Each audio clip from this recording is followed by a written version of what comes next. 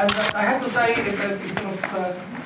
as a way of introduction, that I am intensely aware of the competition in this slot, so I would like to start out by saying a huge thanks for unchoosing everybody else. and trusting me, I hope you won't regret after the next 50 minutes or so. My name is Grzegorz Śpiewak, and I'm here to tell you about something rather exciting, as far as I'm concerned. You know, I've been in this business for rather a long time, which probably shows.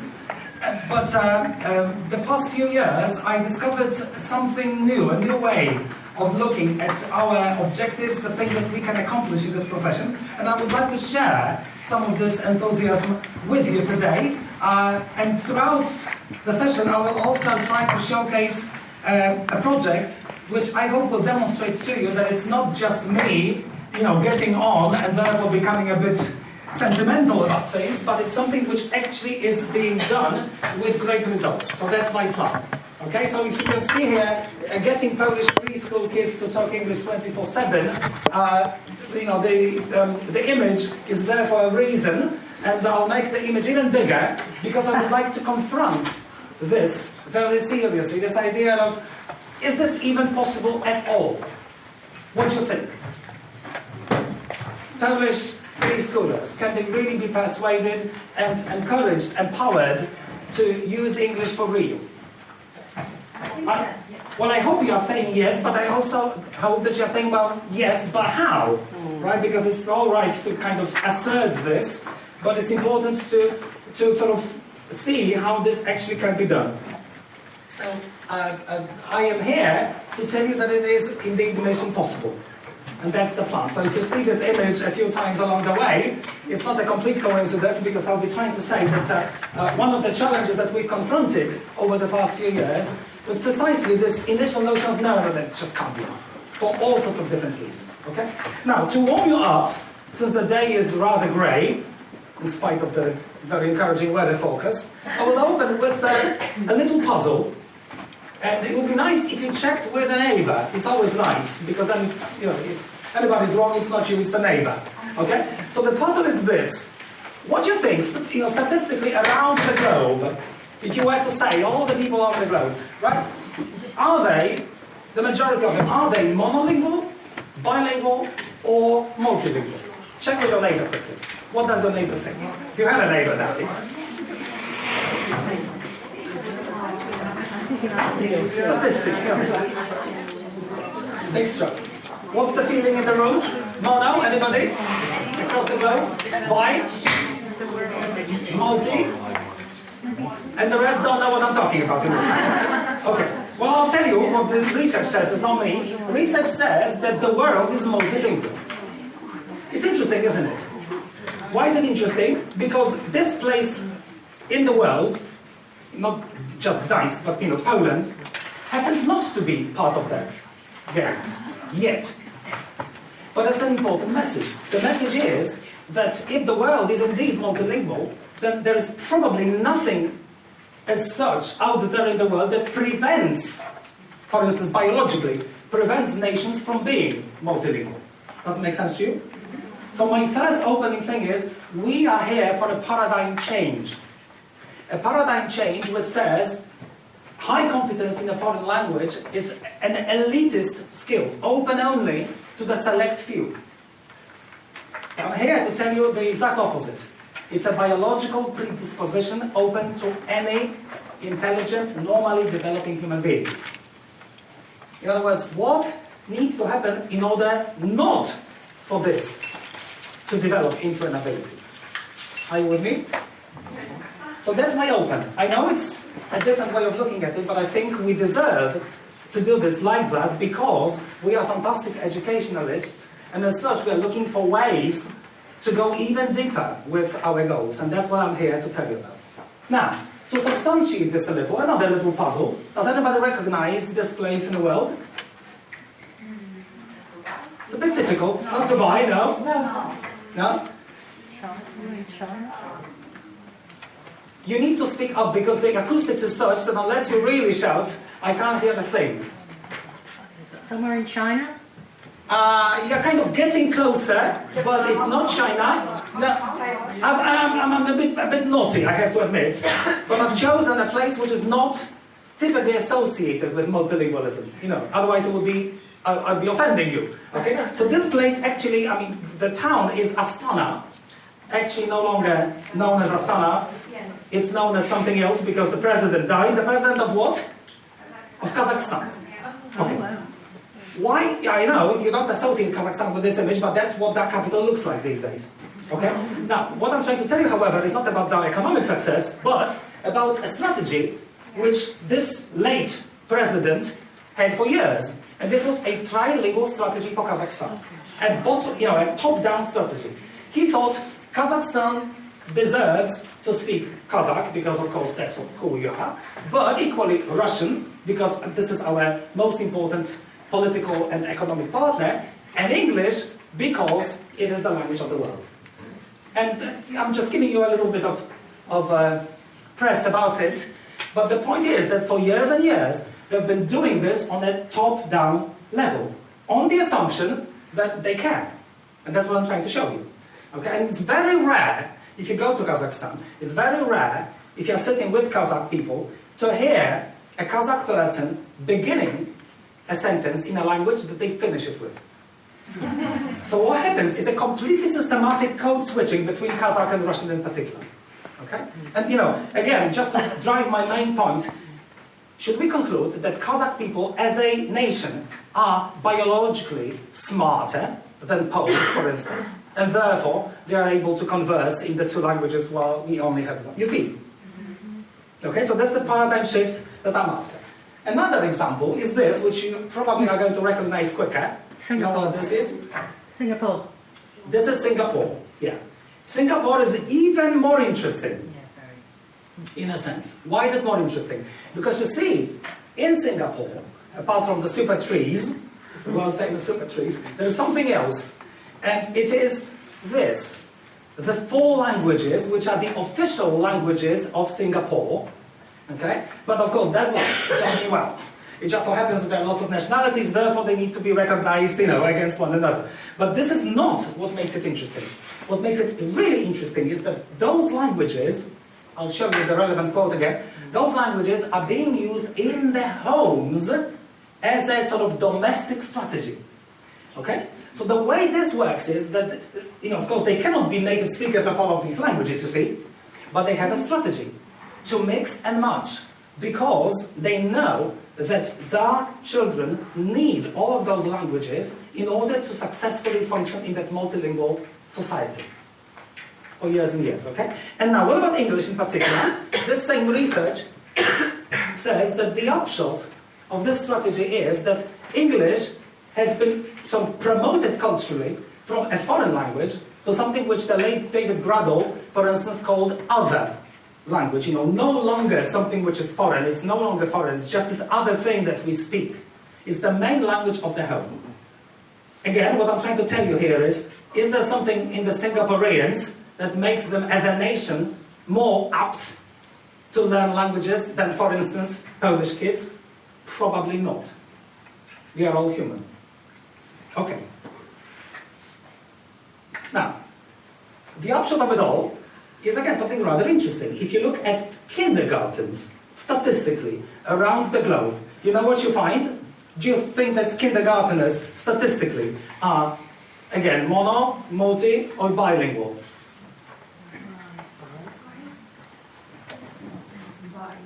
Well, by now you probably know what I'm going to show you, right? But again, it's interesting. Again, it's interesting because it's a bit of a paradigm shift. It's actually rare to find a monolingual kindergartner. Okay? Rather than, it's rare to find a kid that speaks more than one language. All right, now. Meanwhile, and this is not a jab at, the Polish customs. No. What I'm trying to say is that, this is if you like, the global statistics, and this is our reality. And what I want to say is that those beautiful creatures deserve exactly that and nothing less. Are you with me? Okay, before he kills himself. All right, now, it's all very well. However, now we come to an interesting moment.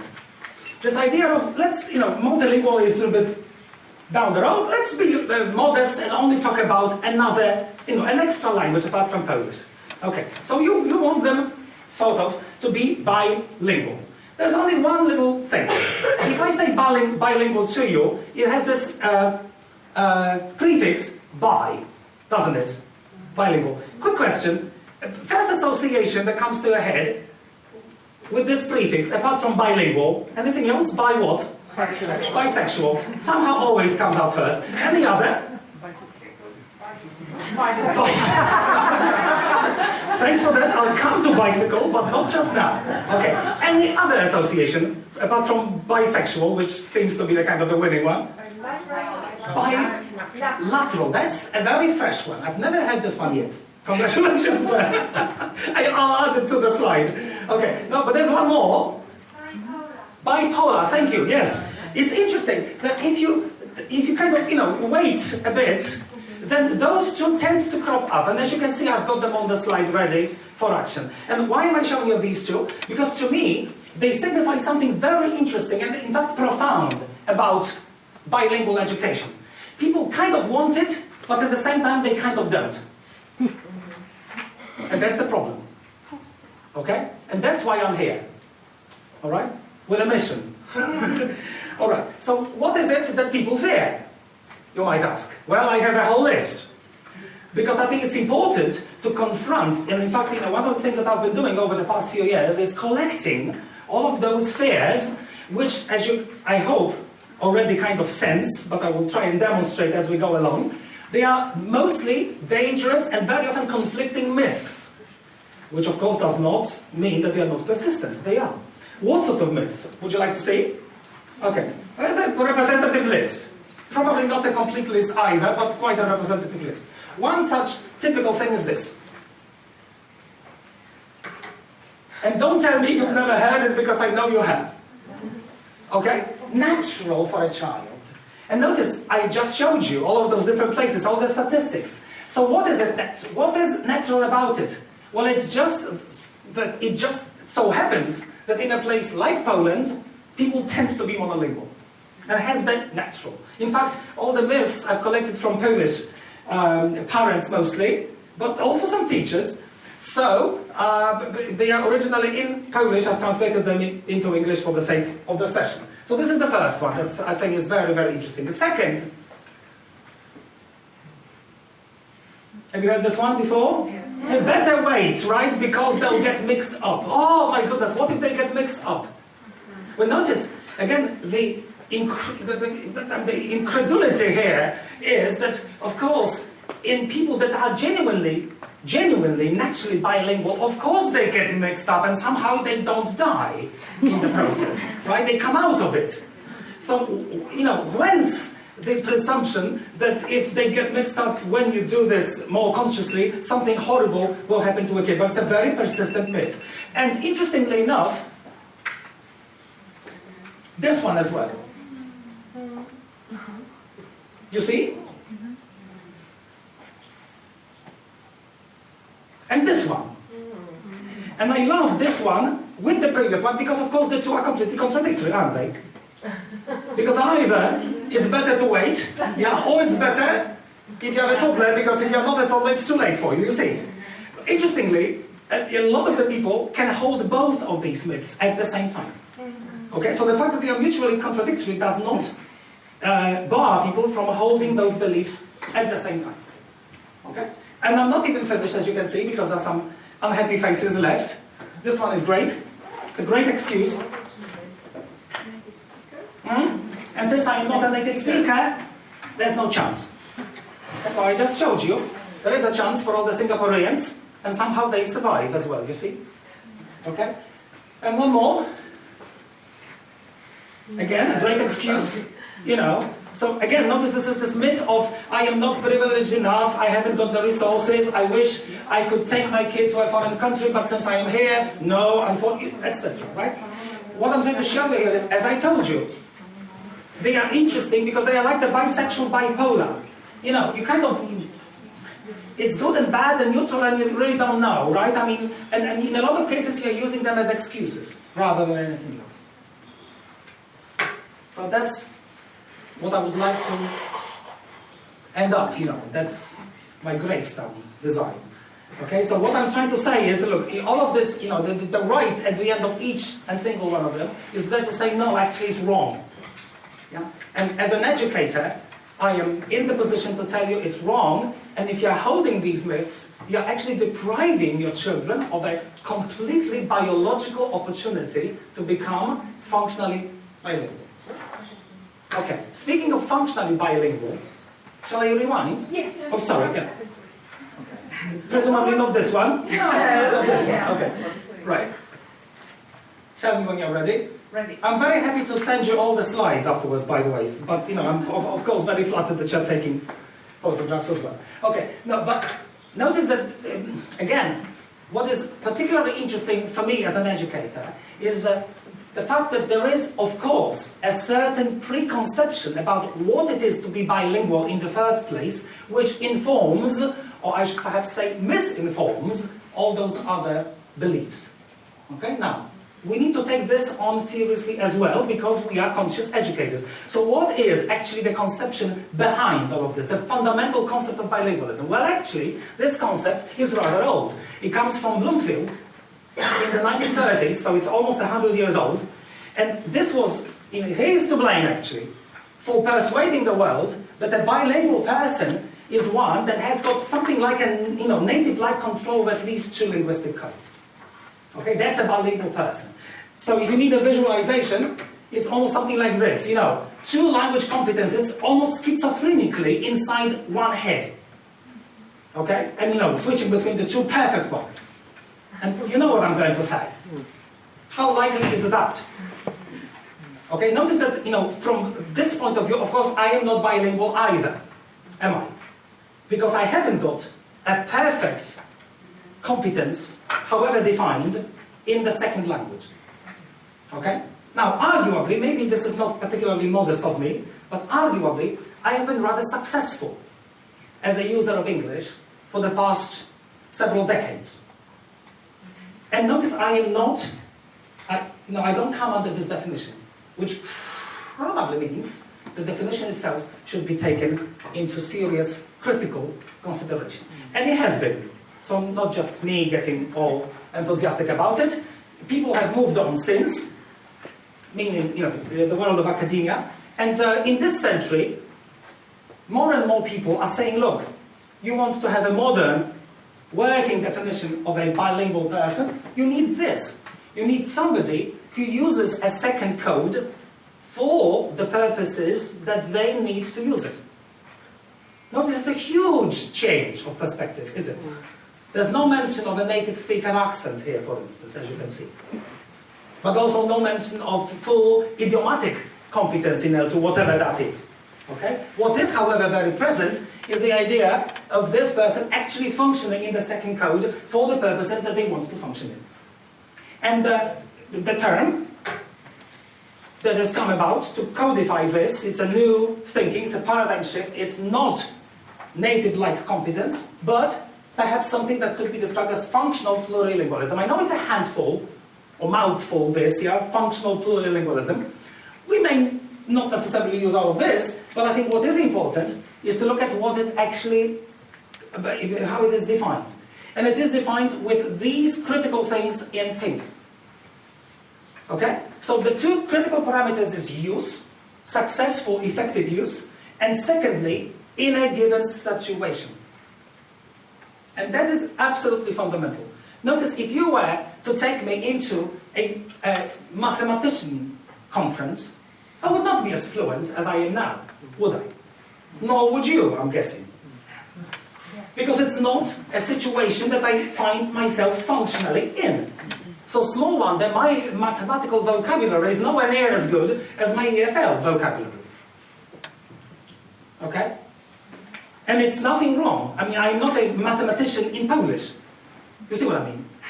So I'm equally as imperfect with my L1 as I am in L2. And that's something else, which I think we need to realize. The myth of having this perfect, all-embracing competence in L2, which in a sense would need to encompass more than the competence in L1. There are lots of contexts in L1, I can guarantee, in which you would find yourself shaking. Right? And it's nothing wrong with you, it's just life. Okay, now, to lighten the mode a little, since I kind of, went on for a very high C, okay, I'll give you a little extra multiple choice or multiple matching puzzle. Based on a rather famous quote produced, according to various sources, either by this king or that king. I'll show you the reference in a moment.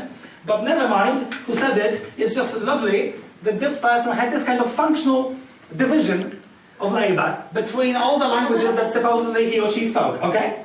So here is a multiple matching exercise for you. What do you think? I speak Latin to who? To God.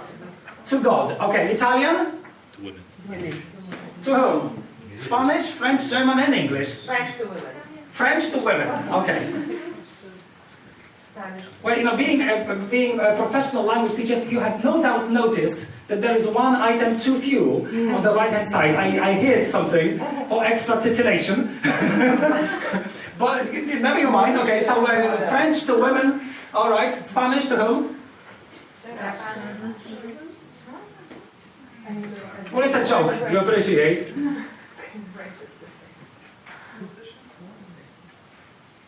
Shall I show you? Yeah. Okay, so this particular multilingual had the following division of labor. Okay, Latin to God, Italian to musicians, Spanish to women, French at the court, German to my servants, and English. English to whom? To the rest of the women. Well, actually called, fasten your seatbelts, English to my horses. Okay. Now, I think it was German to my house. I think you misquoted. well, I'm using somebody else's reference. It doesn't matter. It's a joke. I think it's a lovely joke. What matters, however, is this idea of, okay, it is possible to think about your own competence in L2 or L3, not in terms of this absolutist all or nothing, but rather in terms of doing something with the language which you want to do with the language. And again, to stop being jocular and maybe misquoting even, okay, what I want to show you is a sample of the results of a fairly recent European Commission survey, 2012, into how various European nations perceive their linguistic abilities. And as you can see, this is the top group, 90-odd% of Luxembourg citizens, Latvians, Dutch, Maltese, Slovenians, Lithuanians, and Swedish. What do you think they say? How they describe their competence in languages? But they say something rather interesting.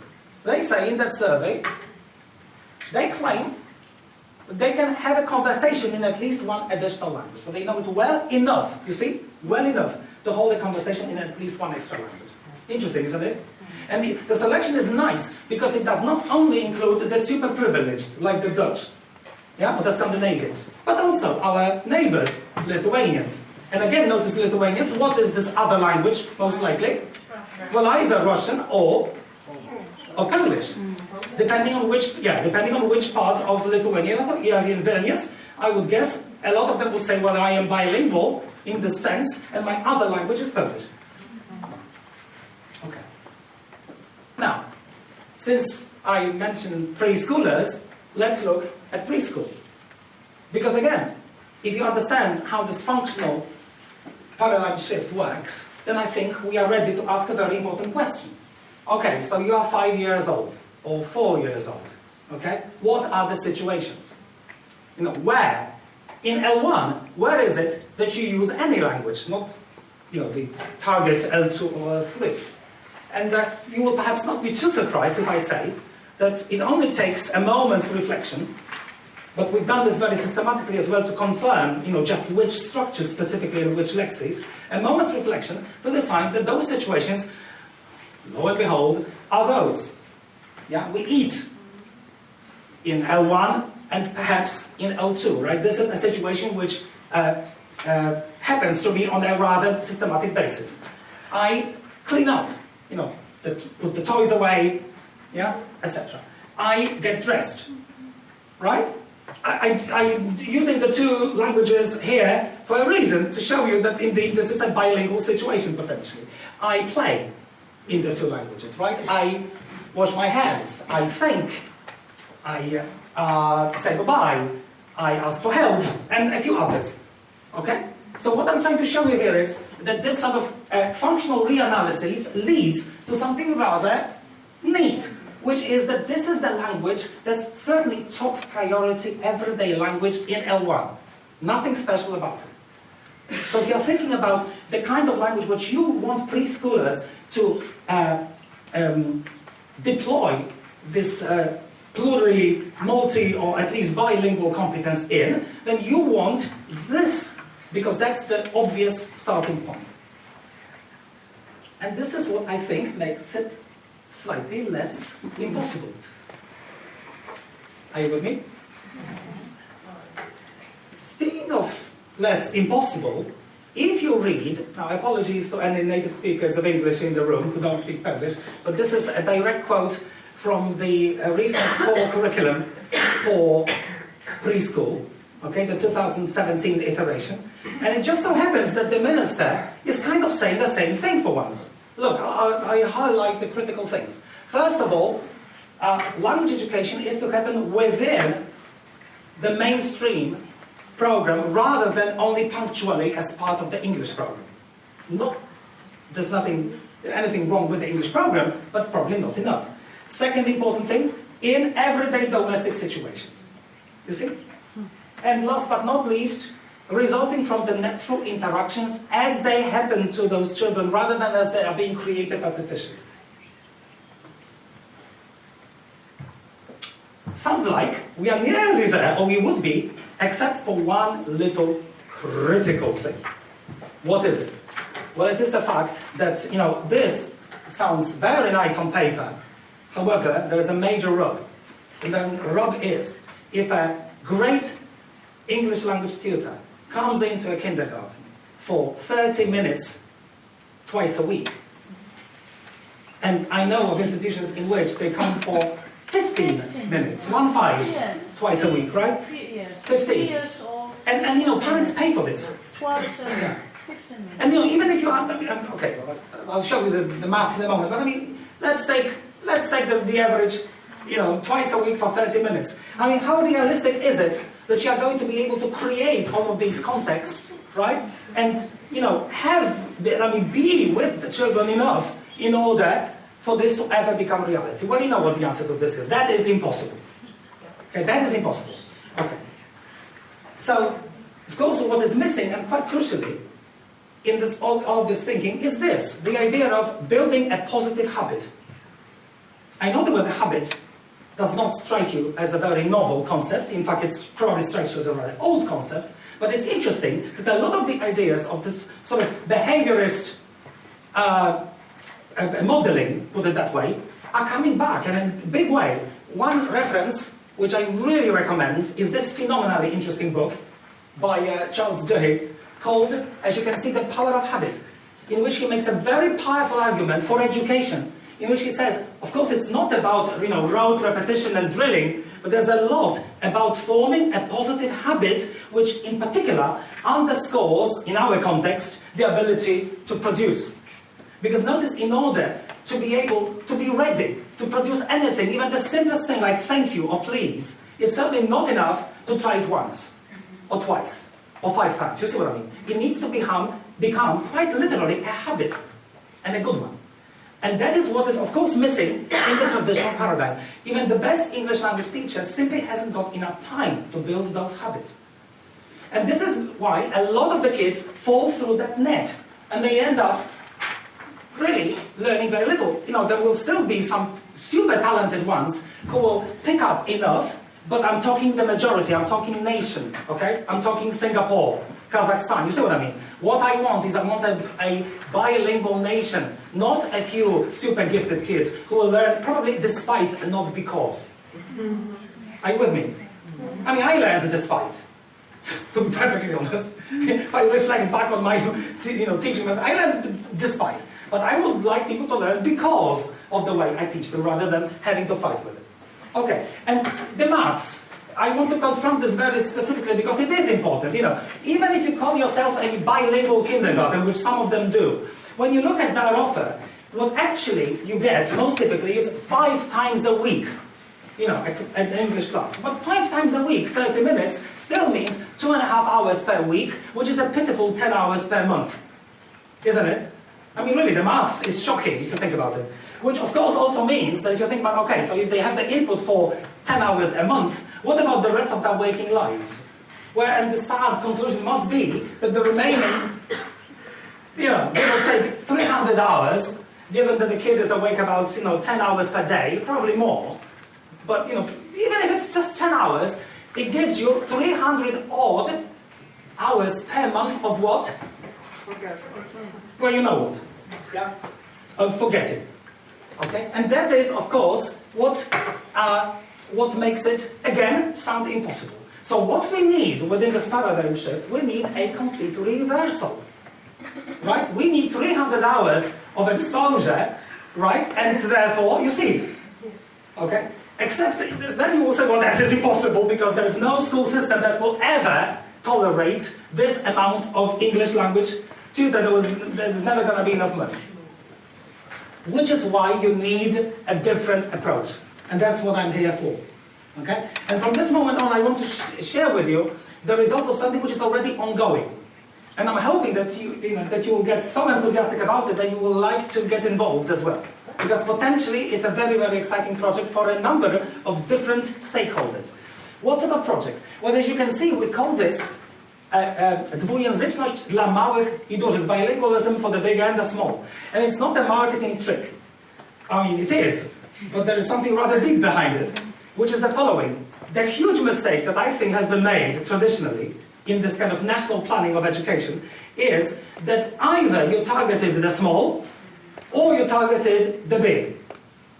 And you definitely need to target both at the same time.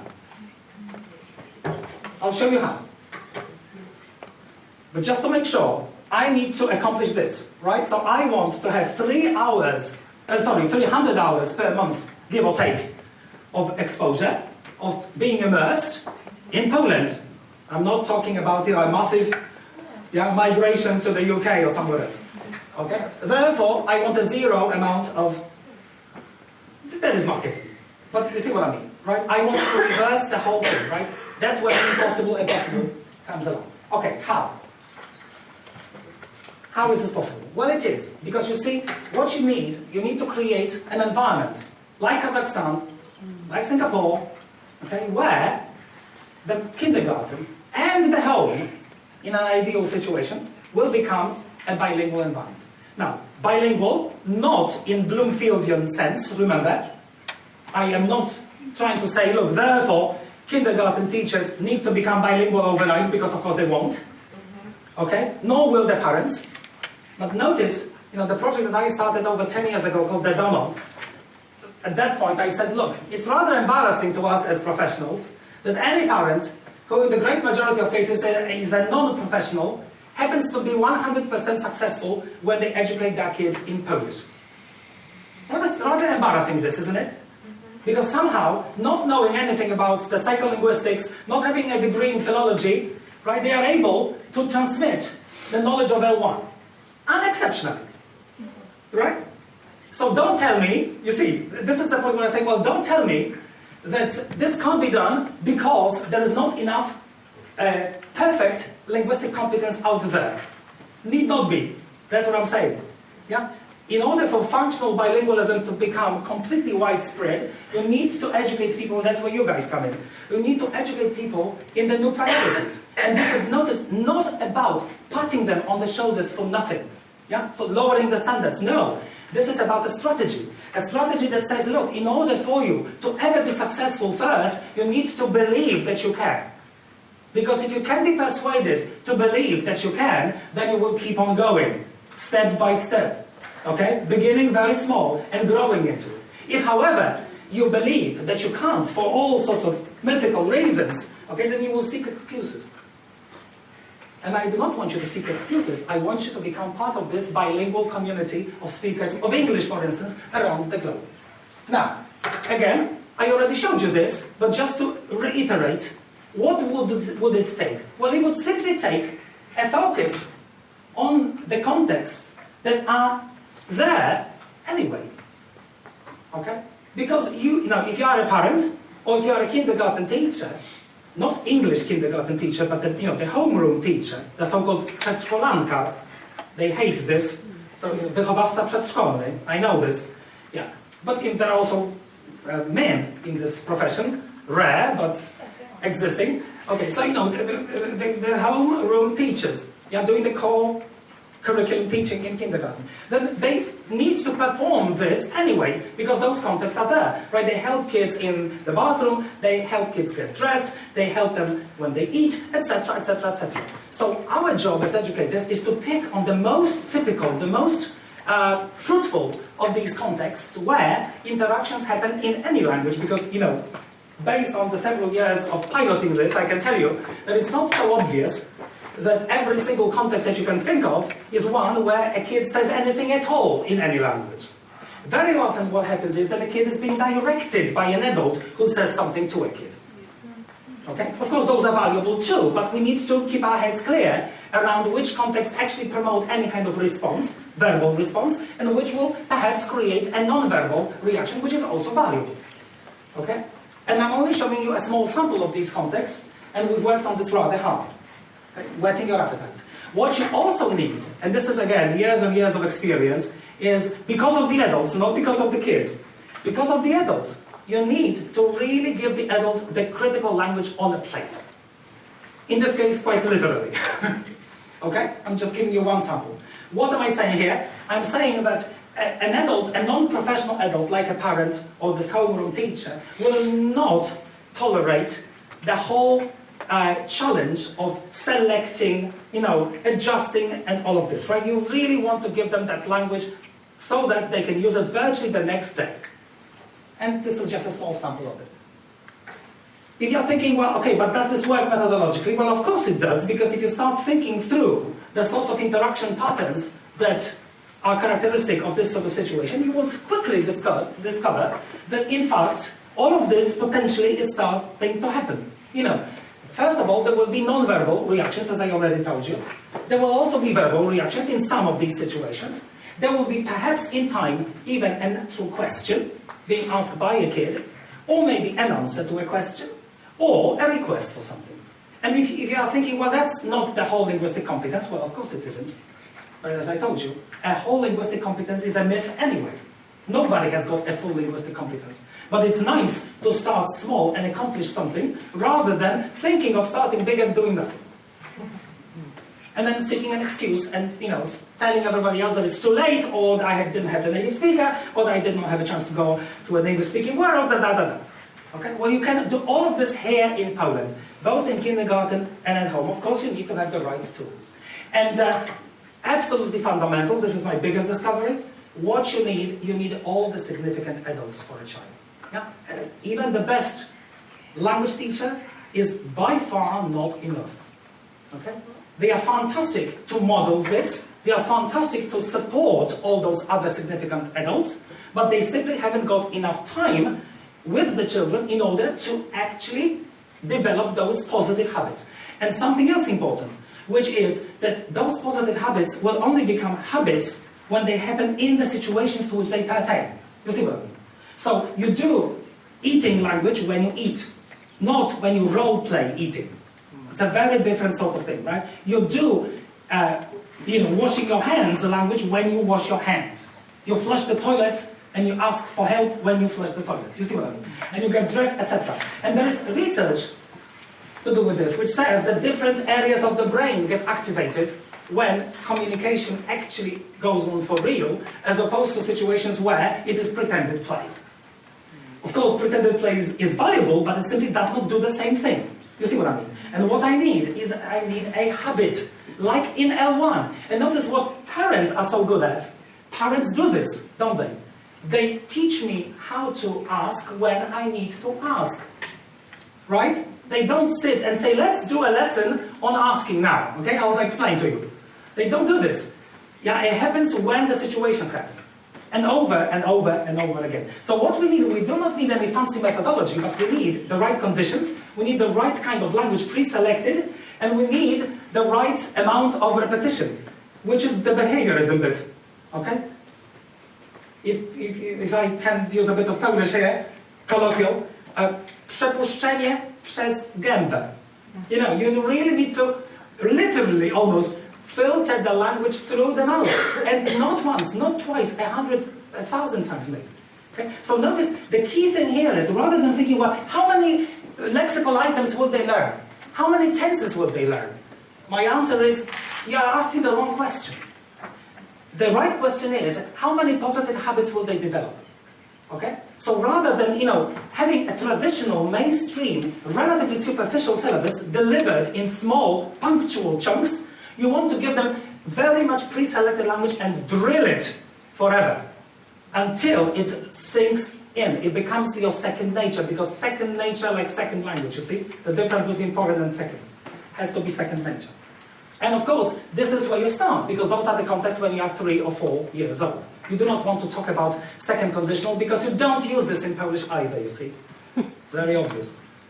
You hardly, English kids, when is it that they start using those hypothetical structures? There's hard research on that. Do you know? The earliest English kids. Well, not earlier than about 9, and some people say 11 years of age, where you even entertain a hypothetical situation for which you need the hypothetical language. Before that, of course, you don't. Okay, is this working? Of course it's working, otherwise I would not be wasting my breath. It's a project which is already ongoing. A small sample, just to give you a sort of notion of the size of it already. Okay, we pilot tested it for about 3 years, and then last year we started opening it to institutions, private and states around the country. And the numbers are quite encouraging. And one thing that I want to add here, in case you're thinking, well, it sounds sort of metropolitan. Sounds like something that would work in Warsaw, maybe, or Gdańsk.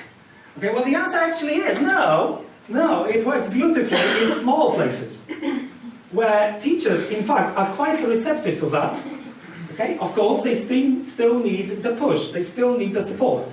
But the fact is that it really, as you can see, and this is not even a complete map, I took this one a few months ago, but it's really spreading into various places, including very, very small ones. Okay. Now, you're thinking, well, what is the support program? Well, the support program, sort of unsurprisingly, really, is first and foremost, you need to give those people the relevant language. Right? They need to really know what it is that you want them to do with those kids on a monthly basis. So we've done that. We've developed the tools to do that. You also want the parents to have exactly that same language. That's another little discovery of ours. Okay? Rather than telling them a huge story, all we do is tell them every month, look, your kid this month is going to do eating language. So here is this very same selection of phrases, small, okay? You literally put it on your wall or maybe on your fridge, pin it to the fridge, and wherever chance arises, you recognize it. If a kid brings something from kindergarten, you will know exactly what that is. So if you are not a proficient speaker of English, you are still part of this game. Okay? And if you are thinking, what about the accent? I say, well, what about the accent? But that's what I say, well, what about the accent? Again, I have a nice little something in Polish, which is wymowa jest największą wymówką. Okay? Pronunciation, biggest excuse. Doesn't sound as good in English, sadly. But you see what I mean? We are not after a British accent with 3-year-olds. Why not? Well, first of all, if you look at this multilingual world, speaking English, well, if 2 billion people speak English around the globe at the moment, statistically, what opportunity is it that they have ever been exposed to so-called native English in their majority? Well, the world is multilingual, and multi-accentual in English. Okay? Second of all, if you are thinking in terms of functional plurilingualism, well, you need to ask, what does it mean to be successful? And when this parameter is confronted, what one needs to confront is which accents are actually understandable around the globe. And there's interesting research which says that actually, if you put together various accents from the perspective of intelligibility, then the native ones never ever come up on top. Never ever. Which accents come up on top? Well, for instance, probably predictably, educated German accents. Much easier to comprehend, globally. They are, of course, also relatively less idiomatic, which adds to the overall picture, but that's another thing. Do you really want to be fully idiomatic? Well, not necessarily, particularly if you want to be understood around the globe. And, this raises another interesting question, which is, are you educating these kids as if they were all going to go to Oxford, and study philosophy? Well, chances are there are other walks of life that they will want to take on, for which they will need an instrument called English, but not necessarily an abstraction with an ideal accent. And in case you're still not convinced, a colleague of mine several years ago said something which to me was one of the one most wonderful sentences to do with the whole of goals of education and pronunciation in particular. And he said, you know what? Your accent is you. It's one of the most beautiful things I've ever heard as a language teacher. What does this mean? It means that as we are in this room, we all have accents. Yeah? A so-called, Southern British accent, which most of us aspire to if you go through the Polish system of language teaching, actually is these days spoken by about 4% of native speakers on the British Isles. That's the hard evidence. 4%. Which notice statistically also means that if you want a guarantee of being seen as a non-native speaker, you should probably use an educated Southern British English accent. Because it's only a handful of old professors, mostly from Poznan, who still use it. Give you some names. Not very many. The rest speak something else, okay? Which does not stop them from being successful, okay, professionally. So what I'm trying to say is that, of course, if you speak to a child in English with your accent, the child will take on your accent. Of course it will. So what? And notice, one of the most amazing things is that, when I talk to kindergarten teachers, they say, well, but my accent is not good enough. I say, well, your kid is being taught by an English teacher. Is she Polish or English? Polish. Well, in that case, do you think she has got a native British accent? No, she doesn't. Well, there you go. Okay? So, of course, it becomes part of our history. Okay? But notice, so will Peppa the Pig. Have you heard of Peppa the Pig, in fact? Apparently, American kids, now develop British accents because of too much Peppa. So, it all depends on what opportunity you give the child. But if it is exposed to a number of different things, through YouTube, through Netflix, through God knows what, pen pals, etc., the final accent will be as a sum total of all of those experiences, including those experiences with Polish English, which are natural for a Polish child because they are Polish. And again, to fight this is to simply say, I am not proud of who I am. And I am. And my accent is me. Okay? And I am very proud for people who say, well, he speaks a wonderful English, and he's not a native speaker. I've grown out of that. Okay, so parents, okay? And, we need to do the therapy, as you can see. Okay? What both these groups, both the teachers and the parents deserve as well, is a bit of systematic support. And we offer that too. We give them actual support in how they actually work with the material. If you like, a 5-minute pedagogy lesson per month, okay? And another 5-minute pronunciation lesson. Again, you know now what kind of pronunciation. Deliberately given by educated Polish speakers of English. So that they don't think that unless they can mimic that accent perfectly, they are unable, unauthorized to do that at all, right? And they will do harm. The greatest harm you can do is the harm of neglect. If I've learned one thing over the 25 years in this business, it's the harm of neglect. So if you don't, because you're afraid you will do harm, you're doing the greatest harm. Yeah? The fear of making a mistake and therefore not speaking is the greatest fear that you can instill in a person, you see. And this is the fear that then results, as you know very well indeed, in the classic ones about how I know all the words of English, but I am unable to say anything, right? Well, where does this come from? It comes from this idea of, unless I'm perfect, I am unable, unauthorized to even open my mouth. And that's what we need to fight. This is, in fact, the core of communicative language teaching that supposedly this profession has been adhering to for years and years.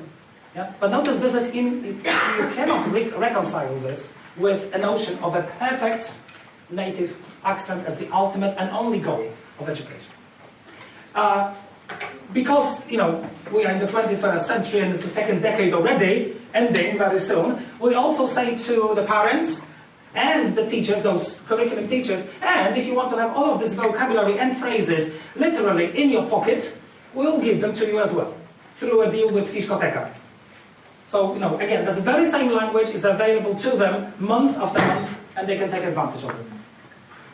Okay? If they, someday they need to check something, and they want to have a reasonable pronunciation, they will find it.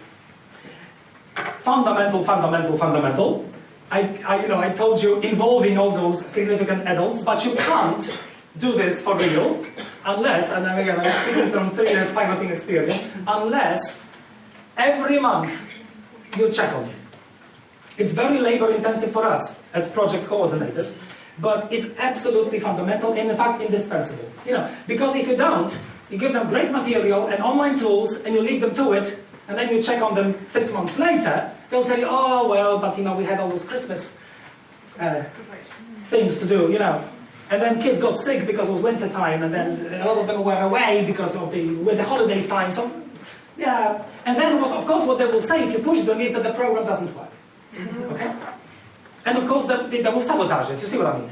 Because, of course, if they say to you, under pressure, that it doesn't work, they'll do all this negative feedback to parents, to school headmaster, etc., and the whole thing is ruined. Okay? So, in order to circumvent this, we've developed a system where, for all the teachers who are in the program, every month somebody gives them a ring or sets up a Skype call. These times quite easy actually, and you'd be surprised how easy it is in all those little places. They all say, well, Skype is the best actually, we have a wonderful internet connection, no problem. Okay, so you check on them for 15 minutes per month, and you simply ask them how you're getting along with this material. Was anything an issue? Was anything particularly difficult? If you're thinking it's only, again, patting them on the shoulder, it is not. I'll give you one little anecdote, which is, I think, wonderful. The anecdote is this. One of those consultations, halfway down the line last year, and the lady says, you know what, I do have a problem. Because what I have got on my list is go upstairs and go downstairs. You know what her problem was? The kindergarten was on one level only. No, and you think, well, for a language teacher, but she's not a language teacher. And she sees a phrase, she feels compelled to use it. Okay, now without somebody saying to her, look, absolutely no problem, cross them out. They are not for you because you can't take them upstairs and you can't take them downstairs. We do not want you to do theatre. We want you to use those phrases for real. Okay? So what we will do instead is, you tell me, is there anything else that you say to your kids very often and you would like to be able to say it in English? I will give you the English equivalent. That's what those consultants are for. Okay? Never been done before like that, but I think it's absolutely indispensable because, after a year, the big ones grow confidence. And when they grow confidence, they start telling you it's wonderful. You see? So what you need a bit of therapy effect on them. And I'll show you the therapy. Apologies again, it's in Polish because I wanted you to see the real thing, okay? When we ask them, they say wonderful things.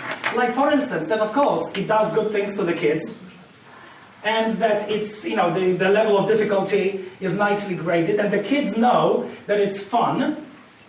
Okay? And they are entitled to experiment, which is how I read that last bit. I'll give you an example of that one, okay? Because we are collecting all those experiments fanatically, as you can imagine. Okay? We've even turned them into a whole series called the Pamiętnik DWUJęZYCZNEGO PRZEDSZKOLAKA, okay? A diary of a bilingual kindergartner, okay? And we have a lot of gems. We post them on our project Facebook religiously, so do take a look. One example, which is absolutely brilliant. Okay, I couldn't have thought of this myself, it's too good. Okay, so, look how good I am. Yeah? Sometimes I say ogór soup. Yeah? Sometimes I say herbatę, please. Okay? And the last line is absolutely wonderful, right? My teacher always knows what I mean. You see? That's what I want. Because I do not want those kids to grow up frightened of crossing the linguistic border between Polish and English, right? It's the exact opposite. What you want them to grow believing that those are two linguistic codes that they can use as needed. And remember those Kazakhs who never, finished in Russian if they started in Russian? That's a way to function. We know very well that, if you are a proficient speaker of English, there are certain things that are easier to say than English, right? How is successful in Polish, for instance, yeah? There isn't a word for successful in Polish. Interesting, by the way. Says rather a lot about our national character. But never you mind. So, we have a lot of those, but again, I'm talking about the adults, right? And the adults are particularly important. So, look, this is critical. This one says, I sort of, recollect with pleasure, the first day when I started and the kid said, look, so you can speak English. This is crucial, you see, because as I told you, it's not that the young ones are worried about, it's the big ones. Okay? Because the big ones can sabotage it, the kids will not. For kids, it's just another wonderful game. Okay? Particularly if there's a wonderful character that brings the vocabulary in the beak, and does all the magic that a program character will do. But the adults could sabotage it very easily. So the adults must feel that, and it's my job as an educator to make sure that they will. That's how we achieve success. Another one, look. This one says, it was a breakthrough moment for me. And I actually took on an English course myself. And this is amazing, because again, what I want, this ministerial recommendation of 2017, it's, as I said, it's wonderful on paper. But what I need is those adults to, again, believe, finally, that they can. And then I'm sure that some of them will actually sign up for those English classes, which to you guys, again, as service providers, is, of course, a way to attract a new customer. You see what I mean? So it makes perfect sense professionally as well. But the strategy for them is, first of all, to persuade them that they can, rather than give them an unrealistic, ambitious goal and basically make them frightened. And some of them, in case you don't believe me yet, you know what some of them do? I keep telling those stories because I talk to those kindergarten teachers a lot these days. Some of them say, they are so frightened of this regulation, whereby by August 2020, they are supposed to have B2. You know what they do? They give up that job. They get re-employed, not for a whole etat, but for 15/16 of the etat. And then the rule does not bind them any longer, at least for now. You see? So that's not what I want. I do not want people to maneuver themselves out of it, because I actually want them to take advantage of it. Okay? So if you want, again, a high C type of conclusion, what I want is this second language ability to become as natural as any other so-called life skills, because it is a life skill. Okay? But not a skill of a pretend native speaker, a skill of a functionally competent user of a second and maybe third and fourth code in the future. Okay? Just like eating, riding a bike, and walking, in fact. And to finish off, you mentioned bicycle, some of you. Remember the associations? Well, actually, it's a fantastic association, bicycle, isn't it? So, bilingualism, not like bipolar, but like bicycle. Why? Because a bicycle, what is a bicycle for a person? It's a tool, isn't it? And I need the language to be a wonderful tool. That's what it is. And how do I know that it's a bicycle? I'll show you. But you know what? There's something else. Nobody mentioned binoculars. Maybe because of a difference in pronunciation. But notice, isn't that a wonderful one as well? Because of course, developing competence, functional competence in another code is a way for a person also to be more empathetic, open to the world. Which, and I will now step on a very high C, perhaps is a way to avoid conflict and war. Okay? Because if you can communicate with somebody, you're probably less likely to shoot at them. Which gives a completely different perspective on the ultimate goals of what we do. But, okay, so binoculars and bicycle, and if you need justification, why binoculars? Because there's a lot of research evidence that says that, perhaps unsurprisingly, if you give them exposure to another code, no, they will not get mixed up. Remember? In fact, they will increase their metalinguistic abilities. And also, they will be manifestly more aware of differences and similarities between L1 and that second code, ultimately, of course, and not necessarily explicitly straight away. They will definitely pay more attention to word meanings. Again, surprised? Probably not, if you think about it, right? Lexis will actually be richer in both languages, ultimately. Again, there's research evidence for all of this logic. And ultimately, again, for people who are worried that if the sort of national strategy is adopted, then maybe they will not be competent enough, actually the very opposite, including this, which is, again, interesting research on how those bilingual, functionally bilingual people produce better quality writing because of the better general awareness of language. Interesting, isn't it? So, it's binoculars. You look at language and life with more. And bicycle. Why bicycle? Well, for a number of reasons. First of all, these people are better in concept formation. What I'm giving you here is a bit of marketing. If you need to sell it to a parent, for instance, well, you tell them, look, that's why, okay? That's why. You're worried about accent? Well, if I were you, I would be excited about all of those skills that your kid will be developing instead of a fake British accent. Next, accelerating learning outcomes. And, phenomenally interesting, not just in languages. There's research that says that bilingual people are actually better at, for instance, the science subjects. So you want kids to get better scores in math, teach them a second language. Nice one for a slogan? Okay. They are, of course, better at dealing with destruction, because they need to cope with this, extra linguistic noise. Sharper memory. Again, there's interesting research that says that having a second and third language delays, if it doesn't stop, delays process of dementia, rather important for the big ones, and better at resolving conflict information. And a small sample of benefits, there are more. Okay, so shall we try? What do you think? If you are interested in more, I have a bit of literature on that project, so pick up a leaflet on the way, and I will be on the DOS stand on the other side of the square here, this floor, if you want to talk more about it, because of course we need to vacate the room. To finish off, that's the website. I call DoDoTOK, this project. Yeah, Dodo, like the yellow big bird. Yeah, bit clumsy. That's exactly what we want. Yeah, but very successful. Okay, and to finish off again on a high note, a final puzzle.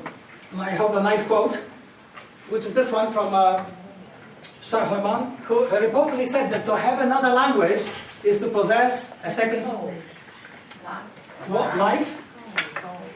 What else could that be? Second? Well, lots of wonderful things. He actually said to have a second soul.